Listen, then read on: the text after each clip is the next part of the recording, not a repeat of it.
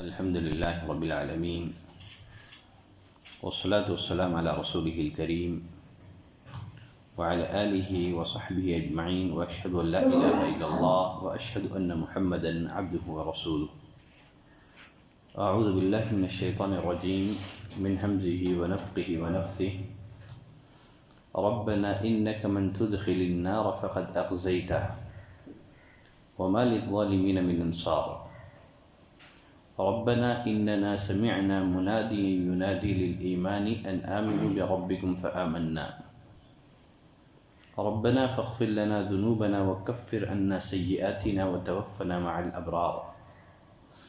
ربنا وآتنا ما وعدتنا على رسلك ولا تخزنا يوم القيامة إنك لا تخلف الميعاد. سورہ آل عمران کی 3 آیتیں میں نے تلاوت کی ہیں. آیت نمبر 192 سے 194 تک. ان آیتوں میں اللہ نے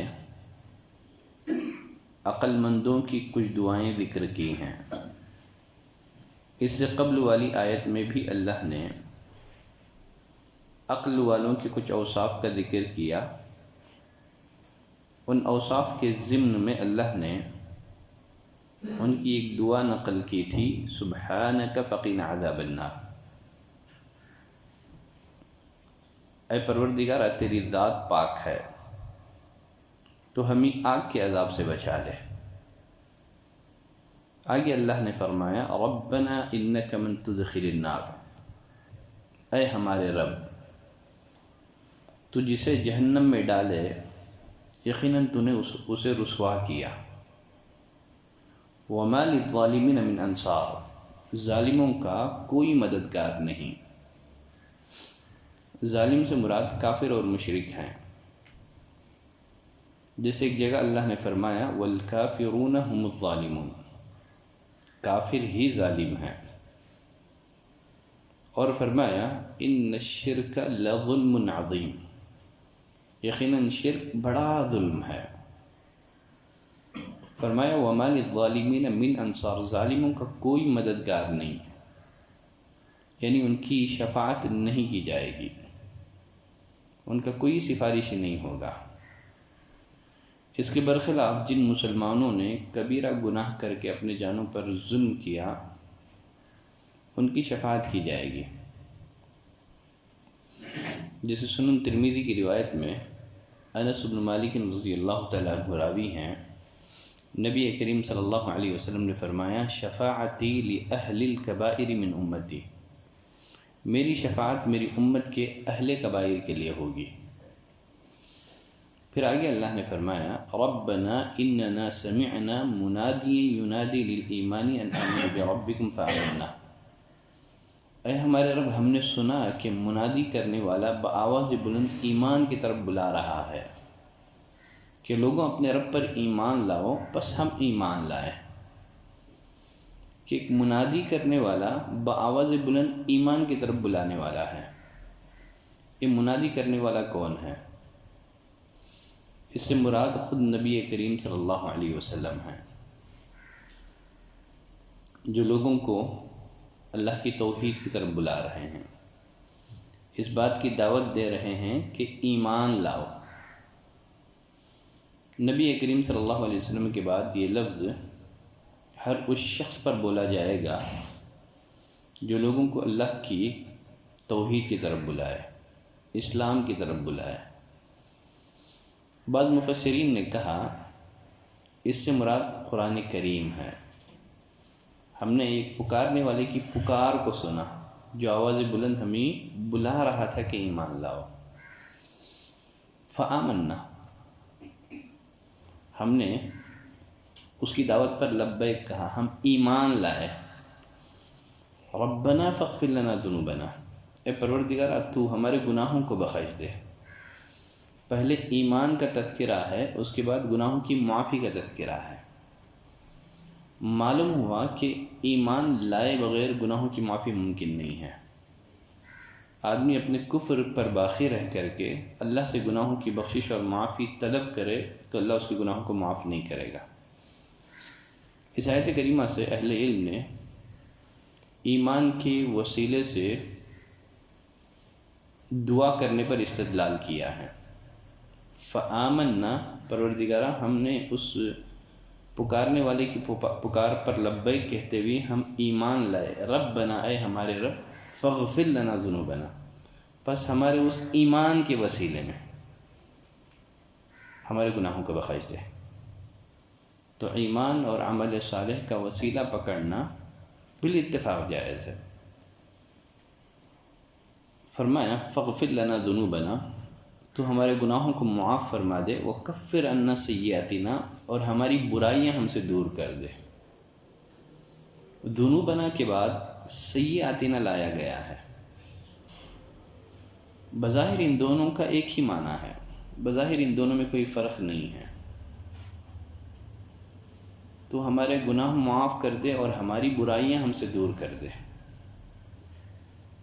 پھر ان دونوں کو کیوں جمع کیا گیا ہے، ان دونوں کو کیوں لایا گیا ہے؟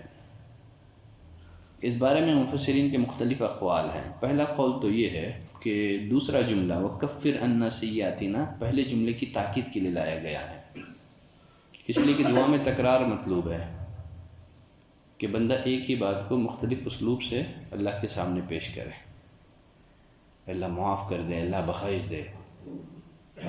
تو وَكَفِّرْ عَنَّا سَيِّئَاتِنَا پہلے جملے کی تکرار کے لیے ہے۔ ایک دوسرا قول یہ ہے کہ فاغفر لنا ذنوبنا، ذنوبنا سے مراد پہلے گناہ ہیں، اور سیئاتنا سے گناہ پچھلے گناہ ہیں۔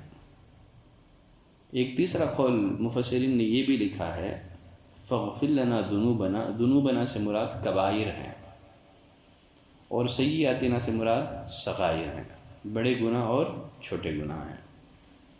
ایک چوتھا قول یہ بھی ہے کہ ذنوبنا سے مراد وہ گناہ ہیں جو علم کے باوجود کیے گئے ہیں، جانتے بوجھتے کیے گئے ہیں، اور سیئاتنا سے وہ گناہ مراد ہیں جو جہالت اور لا علمی سے کیے گئے ہیں۔ ایک پانچواں قول یہ بھی ہے فاغفر لنا ذنوبنا، اے ہمارے رب ہمارے گناہ معاف کر دے، اس سے مراد توبے کے بدلے میں ہمارے گناہ معاف کر دے، وکفر عنا سیئاتنا، اور ہماری برائیاں ہم سے دور کر دے، یعنی نیکیوں کے بدلے میں تو ہماری برائیاں ہم سے دور کر دے، وتوفنا مع الابرار، اور ہماری موت نیکوں کے ساتھ کر، ہمیں صالحین میں شمار فرما، مرنے کے بعد ہمارے ساتھ وہی معاملہ فرما جو معاملہ تو صالحین کے ساتھ کرتا ہے۔ قرآن مجید میں یوسف علیہ السلام نے اللہ سے ایک دعا مانگی تھی، توفنی مسلما والحقنی بالصالحین، اے اللہ اسلام کی حالت میں موت دے اور نیکوں کاروں میں میرا شمار فرما، نیک لوگوں کے ساتھ تو جو معاملہ فرماتا ہے وہی معاملہ تو ہمارے ساتھ بھی فرما۔ ربنا وآتنا ما وعدتنا علی رسولک، اے ہمارے پالنے والے معبود ہمیں وہ دے جس کا وعدہ تو نے ہم سے اپنے رسولوں کی زبانی کیا ہے۔ ایمان اور اعمال صالحہ پر دنیا اور آخرت میں تو نے جس مدد کا، جس اجر و ثواب کا وعدہ کیا ہے رسولوں کی زبانی، اے اللہ تو ہمیں وہ دے۔ اور بعض مفسرین نے کہا ربنا وآتنا ما وعدتنا، اس سے مراد نصرت علی العادہ ہے، جس کا تو نے ہم سے رسولوں کی زبانی وعدہ کیا تھا کہ تو دشمنوں پر ہمیں فتح دے گا، دشمنوں کے مقابلے میں تو ہماری مدد کرے گا، اے اللہ تو وہ وعدہ ہمیں عطا فرما۔ ربنا وآتنا ما وعدتنا علی رسولک، ہمیں اس قابل بنا کہ ہم اس وعدے کو حاصل کرنے کے مستحق بن جائیں۔ ولا تخزنا یوم القیامہ، اور قیامت کے دن تو رسوا نہ کر، انک لا تخلف المیعاد، تو وعدہ خلافی نہیں کرتا ہے۔ لیکن ہمیں اس بات کا ڈر ہے کہ کہیں ہم نفس امارہ کے بہکاوے میں یا شیطان مردود کے دھوکے میں آ کر کے کہیں راہ حق سے منحرف نہ ہو جائیں، تو وعدہ خلافی نہیں کرتا ہے۔ تو یہ تو رہی دعائیں عقل والوں کی، پھر اس کے بعد ان کی دعاؤں کا کیا ہوا؟ کہ اللہ نے ان کی دعاؤں کو شرف قبولیت سے نوازا یا نہیں، انشاءاللہ کل کے درس میں ان کا تذکرہ آئے گا۔ سبحانک اللہم و بحمدک، اشہد ان لا الہ الا انت، استغفرک و اتوب الیک۔